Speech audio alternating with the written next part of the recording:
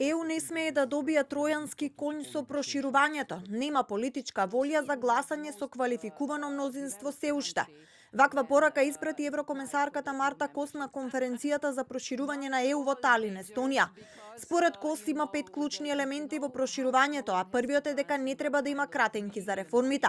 Порача дека ЕУ треба да биде осигурена од чекори наназад и предложи новите договори за пристапување да содржат посилни заштитни мерки за почитување на фундаменталните вредности.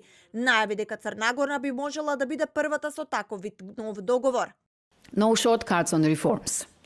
Fighting corruption and building democratic institutions remain the foundation of EU enlargement. Full EU membership can never come at the detriment of those fundamental reforms.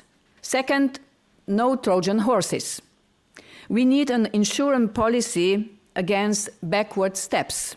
A lesson learned from 2004 is that we need to have safeguards that ensure new members stick to the rules and the integrity of our union is assured even 5, 10, 20 years down the line.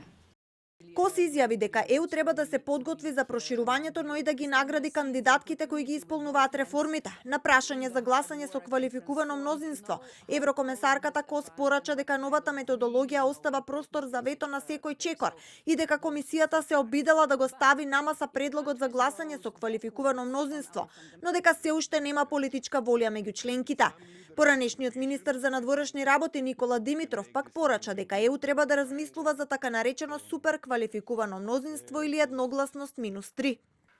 Later, the former Italian prime minister suggested, why don't we have a super qualified majority, where if you want to block a decision on enlargement, you need to find 2 more member states to support you. So, unanimity -3 in a way. Спорот меѓу Скопје и Софија покажа дека се дава несразмерна моќ на една членка наспроти кандидатка за влез во ЕУ, порачаа дел од паналистите. Extremely unhealthy, unhelpful, and is actually allowing for a situation where there's disproportionate power vested in a member state vis-a-vis a candidate state. Pure national, and I think it's not, it's not an excuse to do it in the way they are doing it.